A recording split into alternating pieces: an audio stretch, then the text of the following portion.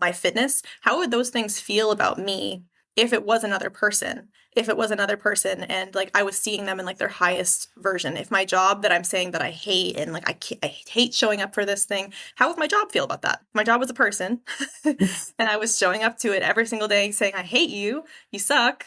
This whole experience is like, you don't pay me enough and all of these things. Like, how would my job feel about that? Probably not too excited to see me. If I was a betting woman, I would say is probably not super pumped to see me. Same thing with I'll just use my own example of my body. If I'm saying that my body doesn't love me, my body doesn't work properly, it's broken, it doesn't feel enough, it's all of these things that I say that I don't like about myself, then how is my body going to want to treat me? What is my body's view of me based on those pieces? And when you ask yourself that question, that's a hard pill to swallow. That one sucked. I can just say, like, that one was like, oh, no. So it's hard to take a look in that mirror, sometimes from that lens, to just kind of like see how you would be viewed if this thing that you are struggling with was another person that loved you very deeply. But I find that's where a lot of the medicine is. Welcome to the Manders Mindset Podcast. Here you'll find both monologue and interviews of entrepreneurs, coaches, healers, and a variety of other people, where your host Amanda Russo will discuss her own mindset and perspective and her guest's mindset and perspective on the world around us. Manders and her guests will help explain to you how shifting your mindset will shift your life.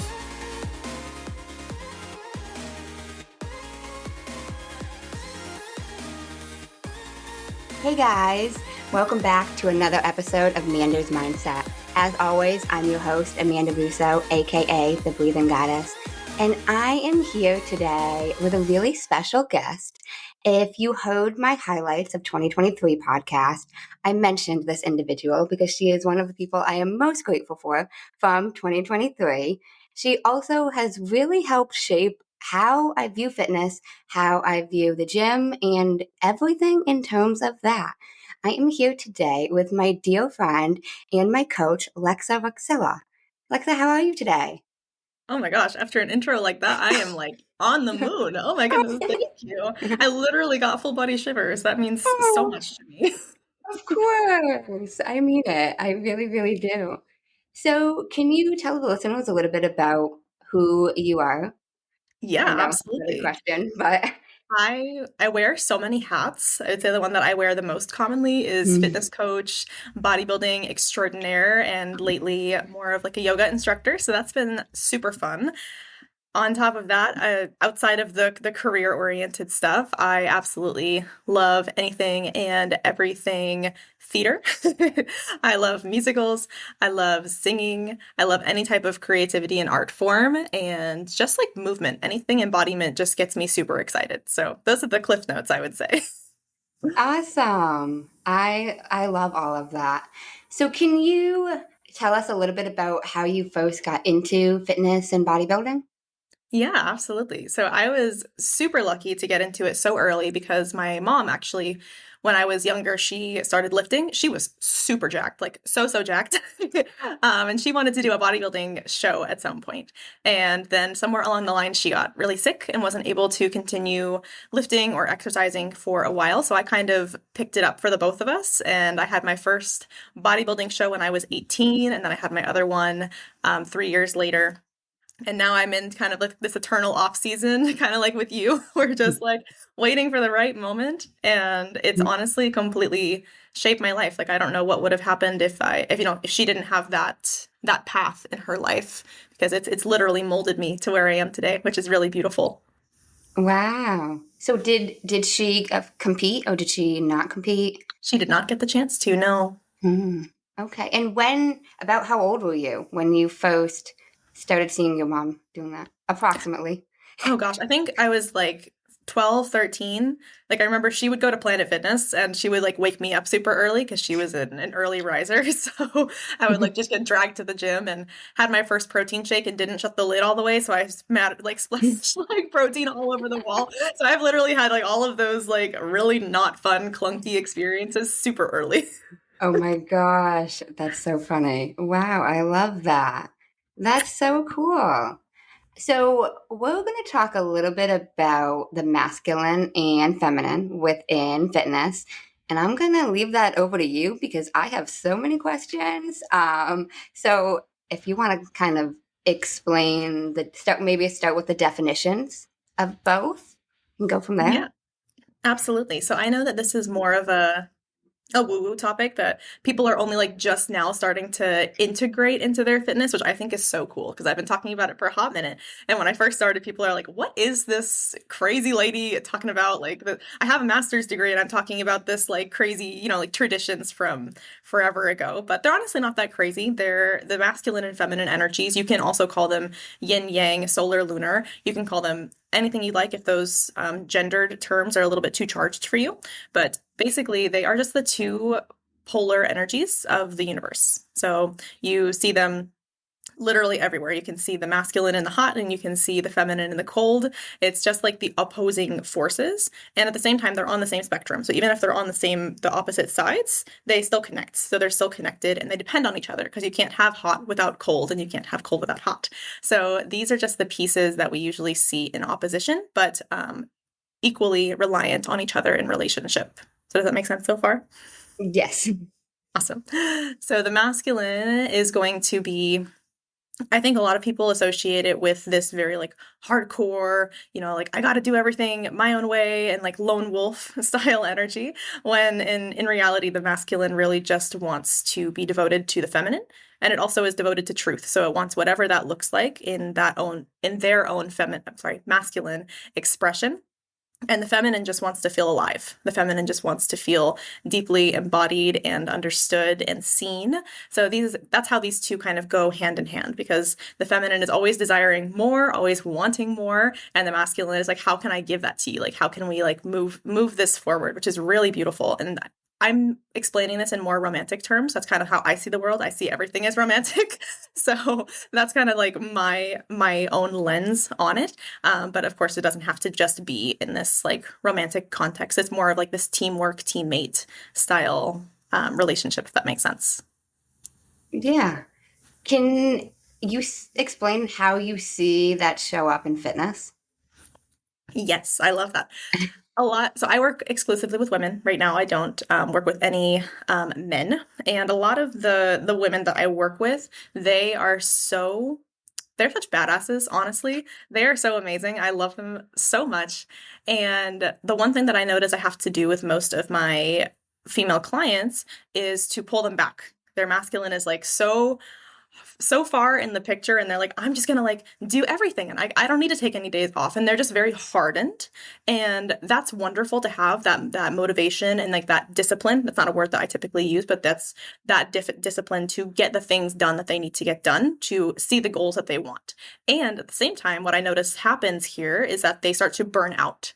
This masculine is not being nourished by the feminine. So this masculine drive that they're having forwards, they've kind of done it in a more, I don't like to call it like toxic masculinity because that's a whole thing, but this more misguided masculine energy where it's kind of forgotten about the feminine. It's forgotten about the feeling, the expression, you enjoying what you're doing, actually being the one experiencing the thing that you're doing in each present moment instead of just this the goal way off into the future. So a lot of the people that I work with, I typically don't have actually a lot of wounded feminine energy. It's a lot of misguided masculine energy where they just kind of forget that they're allowed to be. They're allowed to experience life. They're allowed to rest. They're allowed to slow down just long enough that they can savor what they're actually doing. I relate to all of that, and I know I definitely fit that category. Yeah. What would you say is like the difference between the misguided masculine versus the wounded masculine? Because I hear a lot about wounded masculine or wounded feminine. Yeah, I would say that they are the same. I don't necessarily like to call them wounded because it's more like it is more misguided. It is more like, oh, like I have to do this thing. It's like something that you've been conditioned into. So it's like, oh, if you're in the fitness space and you see everyone talking about how you're never allowed to take any days off and how you're supposed to keep your emotions out of it. Like just do the work. Like just do your protocols, shut up and like get the results that you're supposed to be working towards. And that just hasn't been super conducive to a lot of people's progress. And you can say that that's a wound. You can say that that's, like, oh, like they've been wounded by their conditioning. I just like to say that they're misguided. This is kind of like the direction that they've taken because everyone else is taking that same direction. Everyone else is going that way. So like it makes sense if they, want the certain goal and you're trying to walk the walk that everyone has before you, then you're going to kind of walk in the same footsteps. And at the same time, there aren't a lot of people doing this in a very healthy masculine way. So there aren't a lot of examples of how to do this in a way that actually nourishes you, which is kind of where my work comes in. I really like that you worded that as misguided instead of wounded. I've talked to a lot of different people on the podcast about wounds and feelings with words, and that felt better to me, even just hearing you say misguided masculine versus wounded masculine. And I've never heard that term before. That's why I was like, what's the difference? Yeah. Like if we're saying wounded, we're assuming that you're weak. We're assuming that, like you lost a battle or something. It has to do with you. Whereas if it's misguided, it's just like, oh, we took a wrong turn somewhere along the way. Like we have our little map, we have our little car, we just took a wrong turn. All we need to do is get back on the right road. So it doesn't mean anything about you if you're listening to this and maybe you do identify with some of these really strict terminologies. Nothing's wrong with you. You're not weak. You don't need to, like get stronger and change yourself. It's more just like changing directions. It's very impersonal. Wow. I love that analogy. I love all the analogies you're full of. You have a lot. You have a lot of them that I've heard either you say in check-ins or you say on podcasts, and I'm like, okay, I can so picture this. I love that.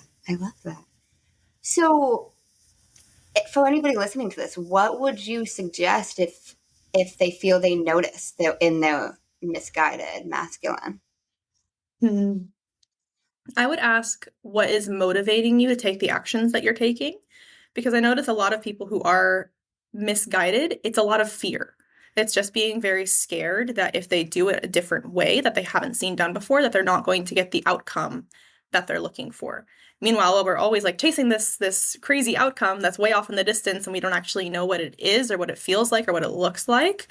We completely forget our internal experience right now. And if right now you're super scared, you're super uncomfortable, you're just like dragging yourself through, like you have this big ball and chain on your back and you're like, oh, I'm so tired of doing this. I don't want to do it this way anymore.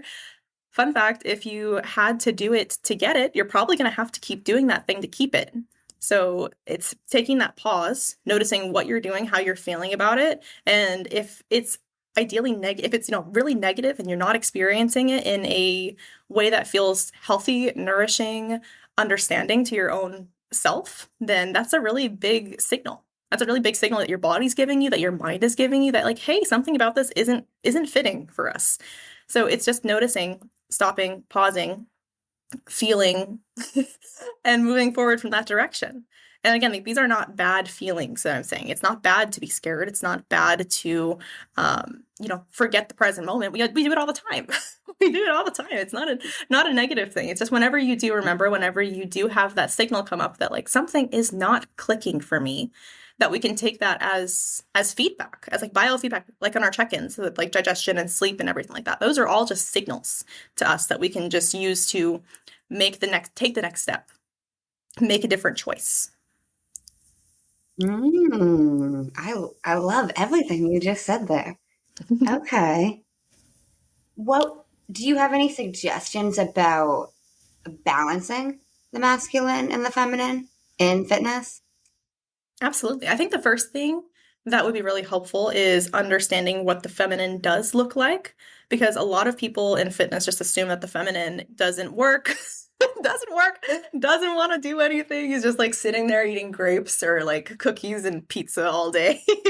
And I think that's just like, again, the societal version of the feminine, which is just completely like a very small portion of what the feminine could be. The feminine is limitless expression. Can be literally any experience that you're having, like that is driven by feminine energy. And this is kind of where it gets a little tricky, because as with like the yin yang symbol where you have like the black and white side, they still do have a little bit of each of them in there. So if you look hard enough, you're going to find the masculine in the feminine, you're going to find the feminine in the masculine. So it's more with the feminine in fitness, getting back on track here. It's not this passive, submissive, lazy, non-working, soft energy.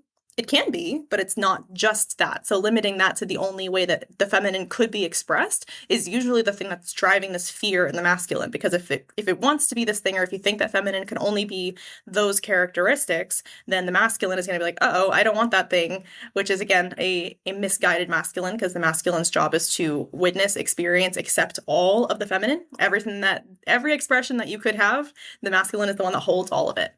So in the feminine, it's more just you being able to experience everything fully instead of pushing certain experiences away and pulling certain ones in, or completely shutting yourself off to them in general. I see all of the above. So trying to combine the two.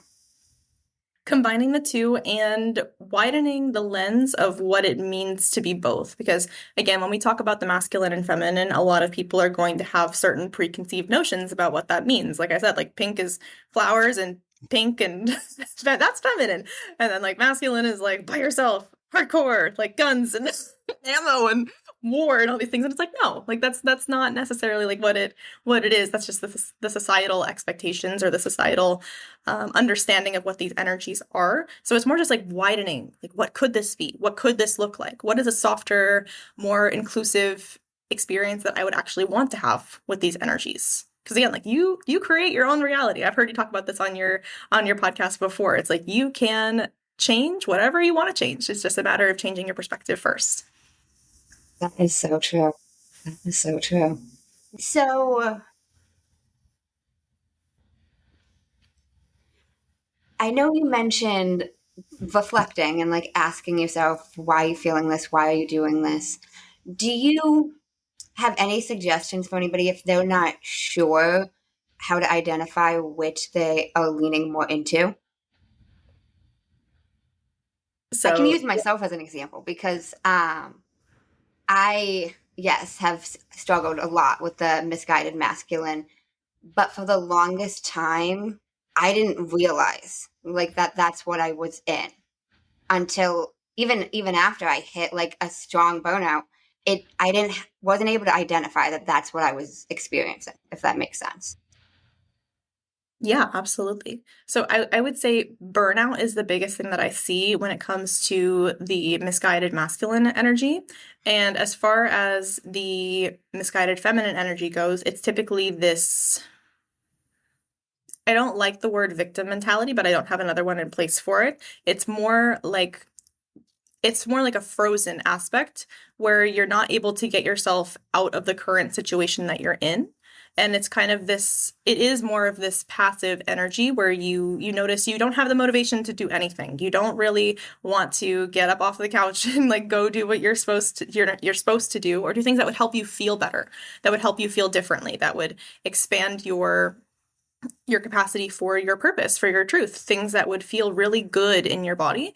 It's more of this like frozen aspect of the feminine where you're just not taking any steps. You're just kind of like watching the world around you move, and it's almost like either like paralysis by analysis, that's the phrase, or it's like the frozen feminine, which is also like one of the archetypes, or it's just like a freeze response too. Like that's also one of the trauma responses that we typically see, and it's just like not feeling confident or inspired enough to take any action.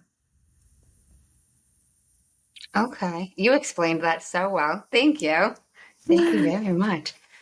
What would you say this shows up similarly in everyday life as it does to fitness? Absolutely. Yeah, absolutely. I notice a lot of people, I'm leaning heavily on the masculine because I feel like that's the one that kind of gets like the worst rep. And I also notice it's kind of the foundation of any of the other work that we're going to do. Because a lot of the women who come to me, they want to work on their feminine. They're like, I want to embody my feminine. I want to experience that. And like, I notice like I'm way too hyper masculine and all of these things. And I love that for them. And usually the reason that they aren't in their feminine is because their masculine isn't a safe place for their feminine to open up and express themselves first. Does that make sense? Why would you say it's not a safe space? Because the masculine is theoretically supposed to be the one that is devoted to the feminine experience. And when we start cutting off pieces of that experience, when we start saying, I don't like to feel sad, I don't like to feel angry, I don't like to, have this feeling in my body, then the feminine goes like, oh, I can't feel this. Oh, I can't experience this. So it's almost like you're cutting away at all of these ways that you could express yourself, and you're left with this very, very small window of experiences that you could have. You're left with this tiny little chunk of the feminine expression that the masculine has said, like, oh, like, this is safe. Like, you can feel happy, you can feel productive, you can be successful, but anything outside of those three things, I want nothing to do with. So it's almost like if your partner was like, I only want to talk to you when you're happy, you'd be like, oh, like, that doesn't really feel good. What happens? Like, I am actually sad right now. What am I supposed to do with this thing if I can't hold it and you can't hold it? And now we're just in this, like, really butting heads, like, ignoring it, elephant in the room style thing. So it's when you start to cut off your own experience in favor for other theoretically more valuable or enjoyable experiences. So a lot of the work that I do is around building that capacity to be with things that you've previously said you can't be with. Being with sadness, being with anxiety, being with disappointment, shame, guilt, discomfort, all of those things, building your relationship with them. So you can at least be in the same room. So we can stop saying like, nope, I'm not going to do it if it results in sadness. Nope, not for me. So if we can build up your capacity for how much you could experience through the feminine expression, then we can start to actually embody more of our feminine. Okay. Okay. And so in terms of like everyday life outside of fitness, how would you say you see that showing up? Yes, that was your original question, and I went off on a tangent. I'm so No, sorry. you're so fine. You're so fine. I was like, I remember that there was a yes. So with the feminine, the misguided terminology that we're using, I typically see people just not willing to or not able to take action in any way, and not in a way that like you need to action doesn't automatically mean that you need to completely burn yourself out and like overdo it and be hyper productive all the time. It is though taking inspired action towards things that matter to you. So if you feel like you're maybe stuck in a job that you don't like and there's no other options for you, there's no other jobs in the history of the world that you could do to escape this one job that you really don't want to be a part of, or if you're in this relationship and it's a continuous like on again, off again, hot, cold, not really feeling it, but kind of feeling it some days, and there's no other men in the entire world. Where are all the good men? I can't find them. It's like you're walking around like this. So I feel like those are very common pieces. And then also like the one that I would say that I experienced the most was like, oh, my body doesn't like me. My body doesn't want what I want. My body doesn't want to be fit. It doesn't want to be healthy. It just wants chips and chocolates and pizzas and all of these things. And I understand that that's like a really real thought that you're having, or else it wouldn't be showing up, right? Like a lot of people feel this way. And again, it's taboo to feel that way, which is unfortunate because again, it's just another piece of that tiny experience that we could be having. So it's like giving that one its day in the sun and then being like, okay, what if there were other good men out there? What would they look like? It's literally just getting super curious around all the other tens of billions of ways the thing that you actually want and the thing that would actually expand your experience could show up in the world. So the biggest thing with the feminine is not being willing to or not able to see past the stories and the containers that you're currently experiencing. Okay. It's funny. I'm a tiny tangent, but when you mentioned there's so many jobs in the world, are you going to say stuck in the job? I saw a reel on Instagram, and it was some woman talking to her father, and he was like, if you didn't like your job, would you stay at that job for the rest of your life? And she's like, no, of course, there's a bunch of other jobs. And he was like, so then why are you going to stay in your unhappy relationship if there's not a bunch of other people? And she just didn't have a response. And it's so true. I love that comparison. I also love that too because that example, it shows an area where she does have capacity to see something different, to be like, oh, like there actually are more jobs. And there's a phrase that I don't quite know if I completely agree with or not, but it's like how you do one thing is how you do everything. And I do notice that in a decent amount of experiences, a decent amount of ways that that could show up, like how you do your relationships, how you do your job, how you do, friendships, all of these things. A lot of that is the same because you are the only common denominator. Like you are the only person that is consistently in all of these relationships. And I love to see things in relationships because it's not just like, me and then this object. It's like, oh, it's me and this other being. And like, how do we relate? How do we connect? Where is our common ground? How would this thing, like my job or my partner or my fitness, how would those things feel about me if it was another person? If it was another person and like I was seeing them in like their highest version. If my job that I'm saying that I hate and like I hate showing up for this thing, how would my job feel about that? My job was a person and I was showing up to it every single day saying, I hate you, you suck. This whole experience is like, you don't pay me enough and all of these things. Like, how would my job feel about that? Probably not so excited to see me if I was a betting woman. I would say is probably not super pumped to see me. Same thing with I'll just use my own example of my body. If I'm saying my body doesn't love me, my body doesn't work properly, it's broken, it doesn't feel enough, it's all of these things that I say that I don't like about myself, then how is my body going to want to treat me? What is my body's view of me based on those pieces? And when you ask yourself that question, that's a hard pill to swallow. That one sucked. I just say like that one was like, oh, no. So it's hard to take a look in that mirror sometimes from that lens to just kind of like see how you would be viewed if this thing that you are struggling with was another person that loved you very deeply. But I find that's where a lot of the medicine is. Wow. I've never heard it referenced as that. Basically viewing anything, like whether it's a job or even not an actual person, how would it view if it was another person? Hmm. Yeah. This is for anyone interested in like more of this, it's kind of like the animist view where it's like everything has some type of consciousness. So if every single thing has consciousness, it's like my chair that I'm sitting on, like if this has consciousness, how would I treat it compared to as if it's just like it's just a chair, it doesn't matter. Like I can just like do whatever I want with it. It just builds empathy for everything around you.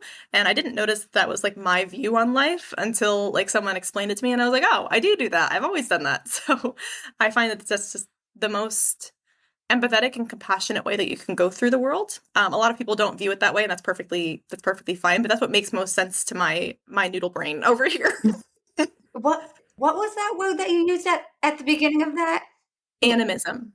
Animate. What is that? Do you know the definition of that? Not the exact definition, but it is just seeing everything with consciousness. So animists believe that like rocks have consciousness. At least some of it, not like, the same consciousness that we have, which is a whole other tangent we don't need to talk about. They do have some type of consciousness. So maybe not just like kicking rocks down the street, it's just like taking care with everything. I think there was a quote from Ram Dass, and it's like, if everything was like living and breathing and you could feel all of them, like, would you step lighter?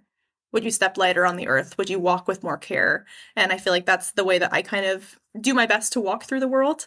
And that's just what makes the most sense to me and feels the best personally. No, I like that. I've never heard that word before. That's why I was like, wait, what did you say? Yeah. Okay. I like that though, because I think in my eyes, it's a great way to just pay more attention to everything, to what you're doing, to how you're behaving, to everything. Be more consciously aware. Yeah, absolutely. And that's every single spiritual tradition that we have. Every single one wants you to build awareness in some ways. It's just building, literally just like expanding your capacity for what you can see, what you can feel, just staying more present, more open. And there's a million of different ways that you can do that, obviously, because there are a bunch of different spiritual and religious traditions, but that's the whole concept. So anything that works for you, that helps you build your awareness and expand your capacity to see more, that is a great way to go. No, that is so true. Do you have any advice for maybe questions to ask yourself to build more awareness? That's probably such a tough question. That is a tough question. I would start at the easiest place that is most accessible to you. Something that you can do frequently that helps you remember, like, oh, like what's happening right now. Anything that makes you take a pause. So for me, one of my New Year's resolutions, because I'm a New Year's resolution girly this year, is to experience more positive expression and pleasure in my life. So I found 3 areas of my life where there's already present. So that's my first cup of coffee in the morning, my first sip of coffee in the morning, my warm bed whenever I wake up, and a hot shower during the day. So those 3 places I've kind of identified as like, oh, like these are times for pleasure. These are times for enjoyment. So now whenever I have my first sip of coffee, it's like I really sip it, I really savor it, I hold it in my mouth a little bit longer, just like on my tongue, enjoying it. It's like chocolatey, deep, rich. It's so good.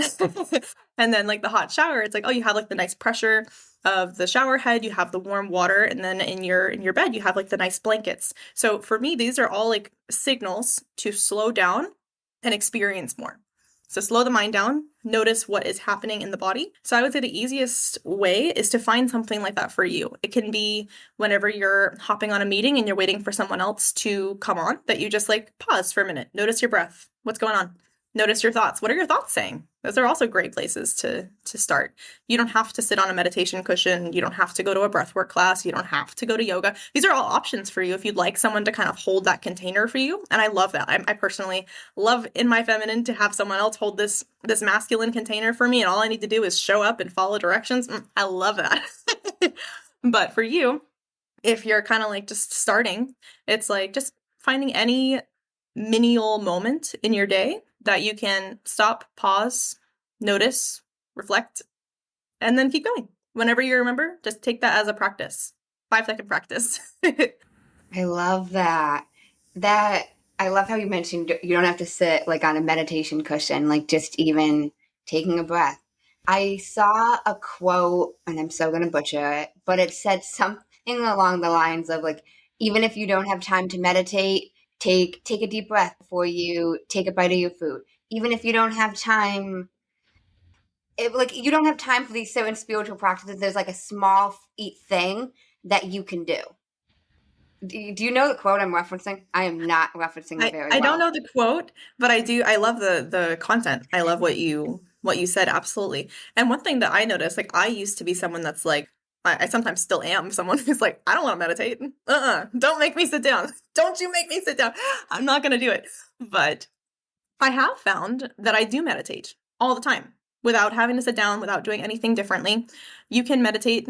For me, I meditate while I sing. It's one thing that kind of like slows down the thoughts. It gets me into my body. I feel the resonance in my chest, and I like sit with that. I don't think about the words that are coming out of my mouth. I don't think about what song's coming next. I literally just follow the flow of the music. And for me, that's meditation. I have friends, and I also used to do this too. It was really fun, making haikus. Have you heard of haikus?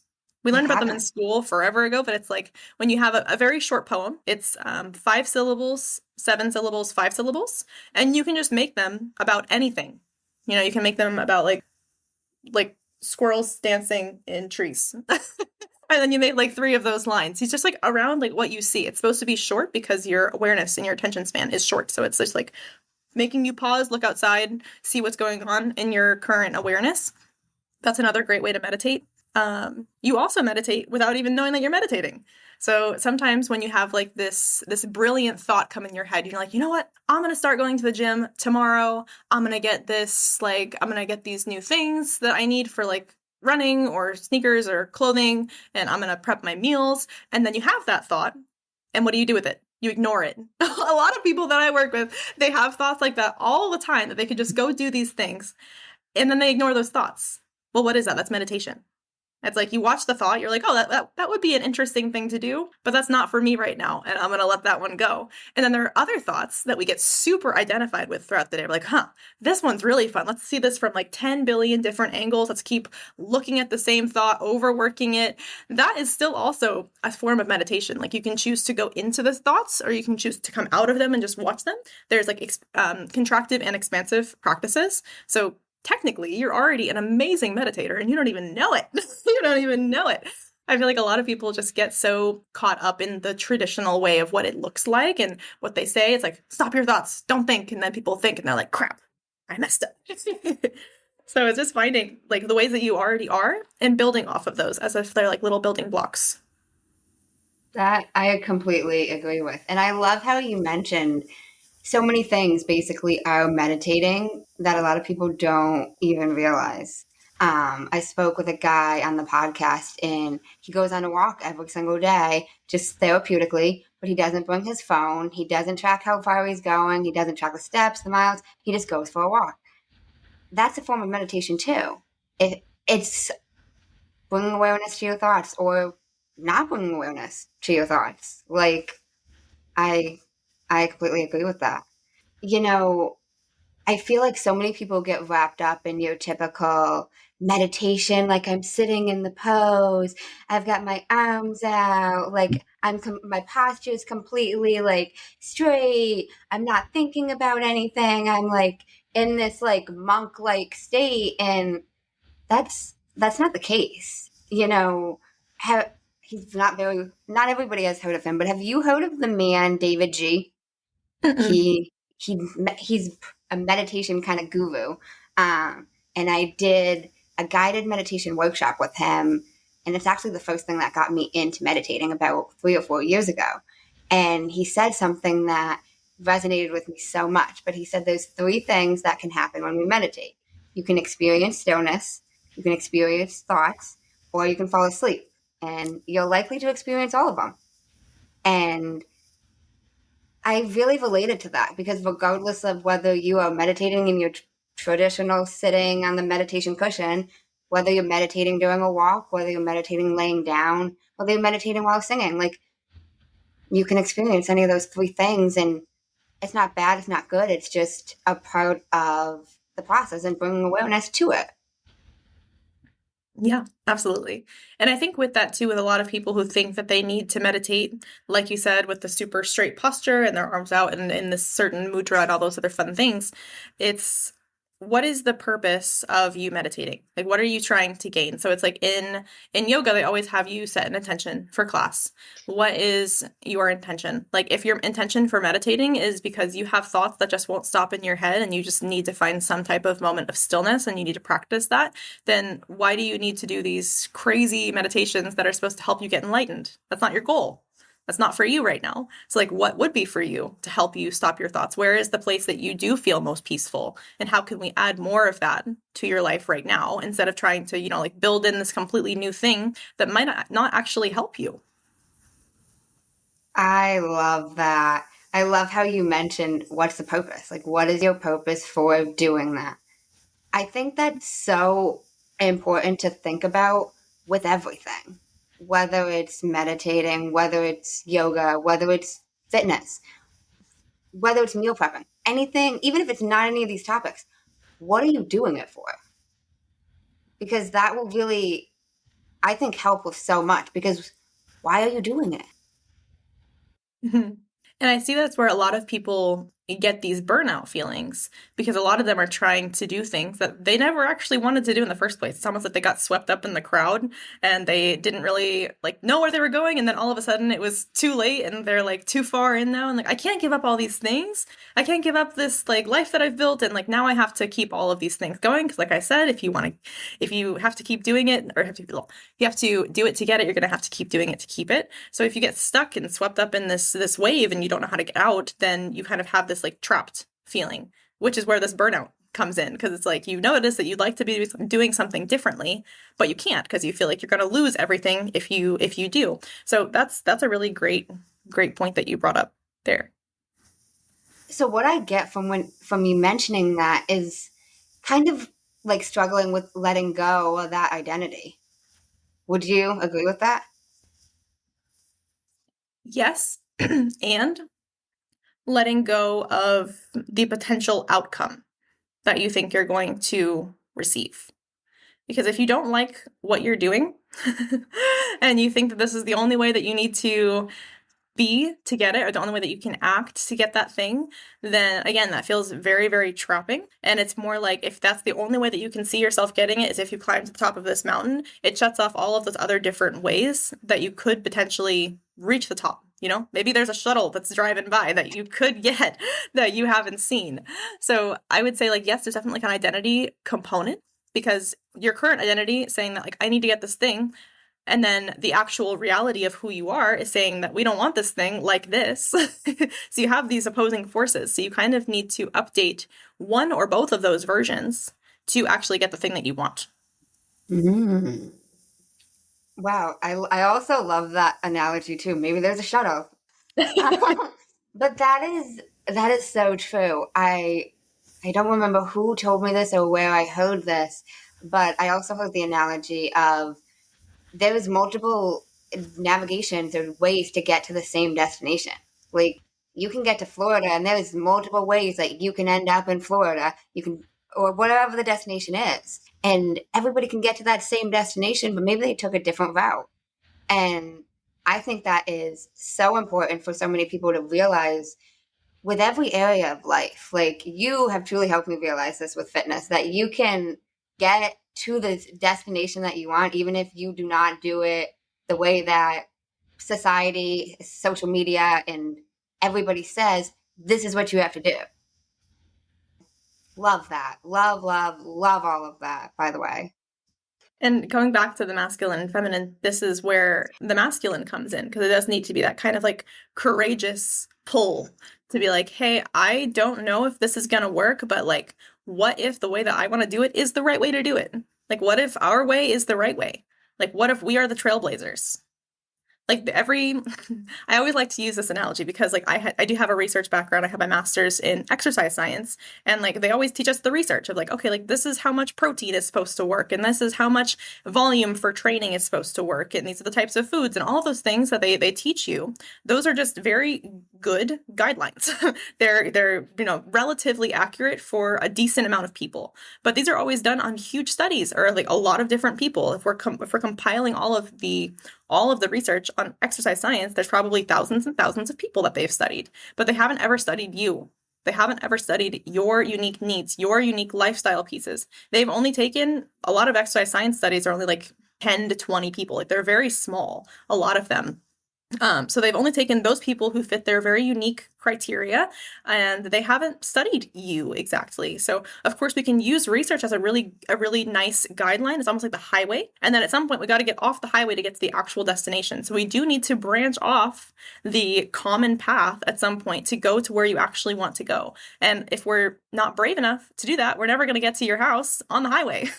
I've never seen someone's house on the highway.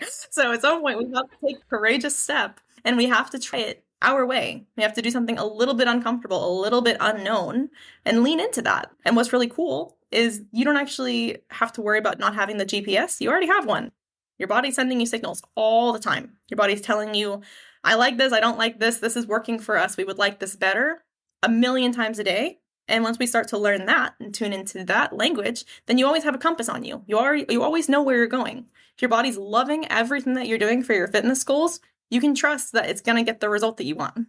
If your body is feeling like garbage most of the time because it doesn't like the food that you're feeding it, you're overtraining, you're not recovering, then you're probably not going to have the nicest results from that. And a lot of people think that their body doesn't want the same thing that they do, but it does. Your body is here to help you experience more of life. And if this is the experience you want to have, it wants to support you in that.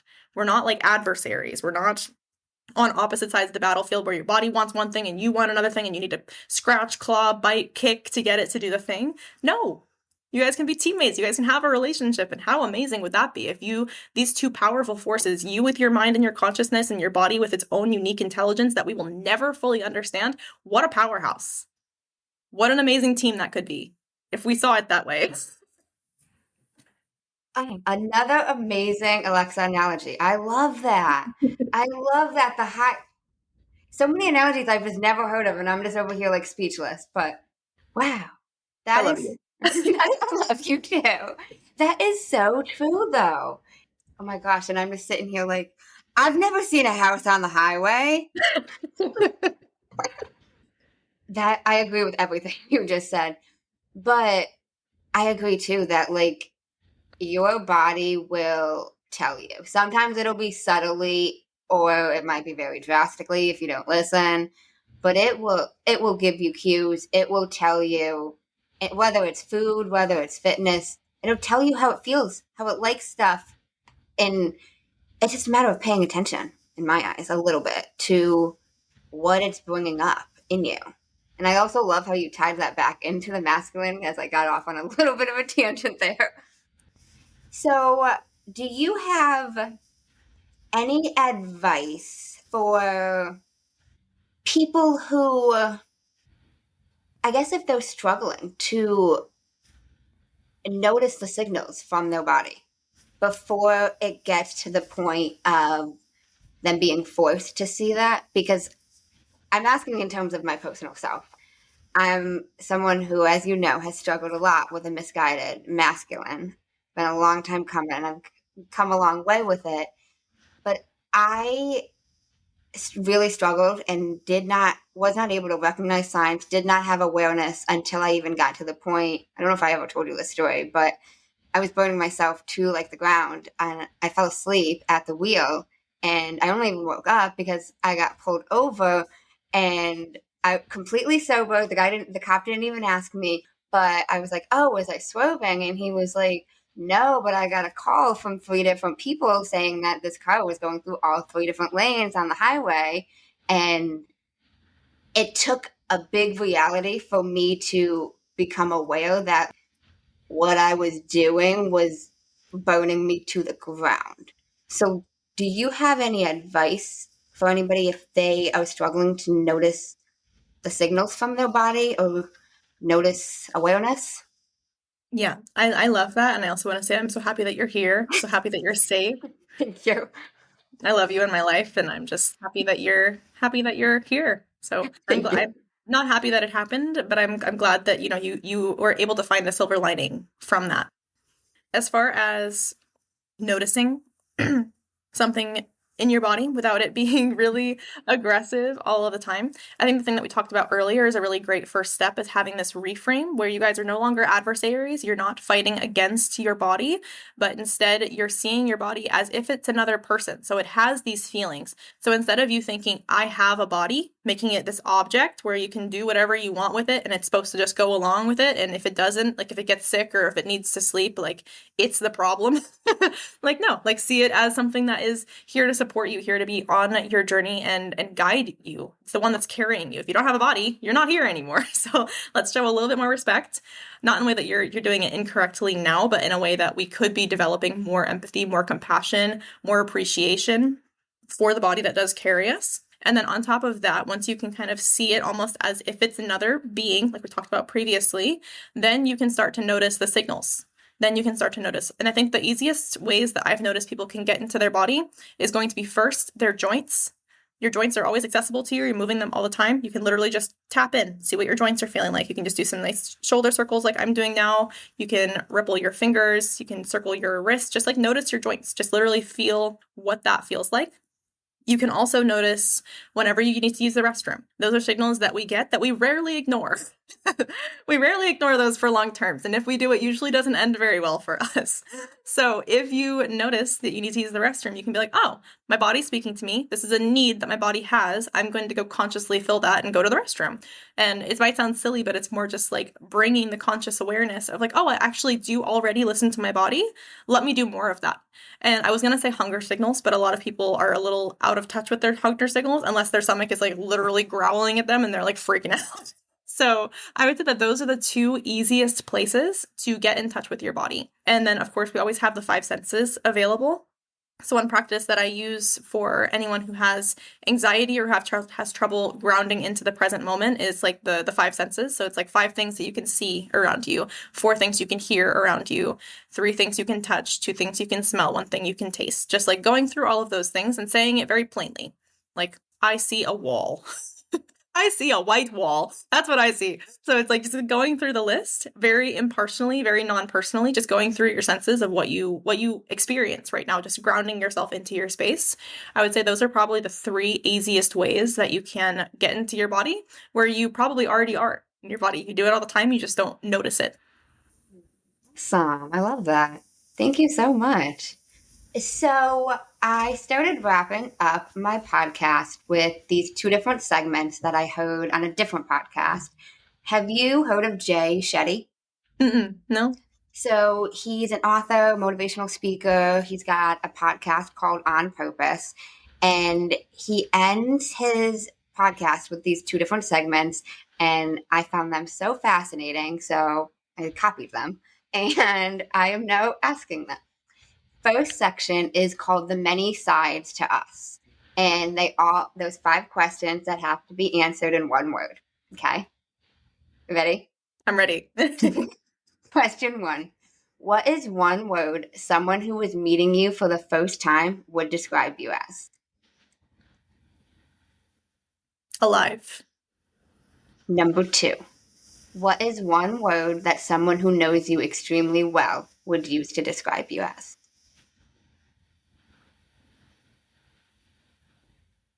Understanding. Number 3. What is one word you'd use to describe yourself? Resilient. Number 4. What is one word that if someone didn't like you or agree with your mindset, how they would describe you? Now, not like a random internet troll that like does not even know you, but someone who doesn't agree with you per se. Unrelatable.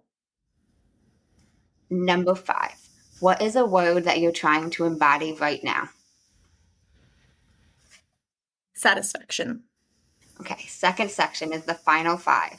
And now these can be answered in as much up to a sentence. Number 1. What is the best advice you've heard or received?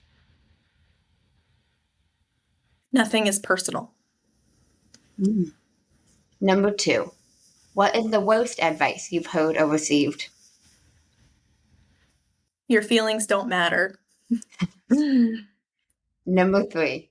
What is something that you used to value that you no longer value? Work ethic. Number 4. If you could describe what you would want your legacy to be, if someone were reading it, what would you want it to say? That's a good one.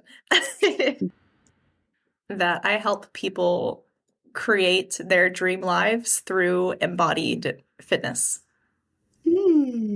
Beautiful. Last one. If you could create one law in the world that everyone had to follow, what would it be? Accept and understand everything. Ooh. Reject nothing. Ooh, I like that. Okay. Thank you so much. You're Now, welcome. before we close out, is there anything else you want to leave the listeners with? Anything else you want to say? No pressure if not, but I do just like to leave the floor open in case. I think what I just said about accept everything and understand everything and reject nothing is probably the best piece that I can give anyone. If you can accept literally everything, not in the terms that you want to, like you want everything to happen and you want every single experience, but if you can accept all of them that come up and you cannot push any of them away, your life will change dramatically. That is so true. It's ironic you mentioned accept a few times because I don't think I told you this, but this is the first year that I picked a word of the year, and my word of the year is accept. Oh, I love that. Yep. I'm just accepting what is and accepting what isn't and flowing with it. I love that. But thank you so much for being on the podcast. I really, really appreciate it. And where can the listeners connect with you? Yeah, so I am very lame. I only have Instagram, so it's just going to be my name at Alexa Rukstela. And I did just start my own podcast. So we are both podcast girlies now. Yes, so we if you would are. like to hear me ramble about very strange, out of the box fitness concepts, then you can listen to my podcast. It's the Boundless Fitness Frequency on anywhere you can find podcasts. Thank you so much. And I will link all of Alexa's info in the show notes so you guys can find it directly. And thank you so much, Alexa, for being on the podcast. I really, really appreciate all your wisdom. Oh, you're so welcome. I love you so much. Thank you as well. And thanks, guys, for listening to another episode of Amanda's Mindset.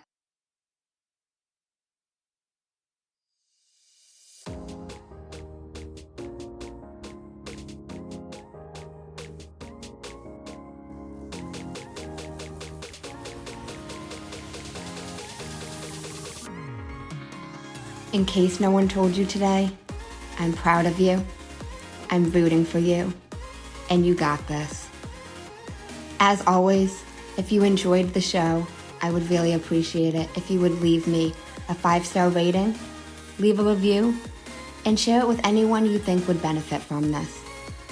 And don't forget, you are only one mindset shift away from shifting your life.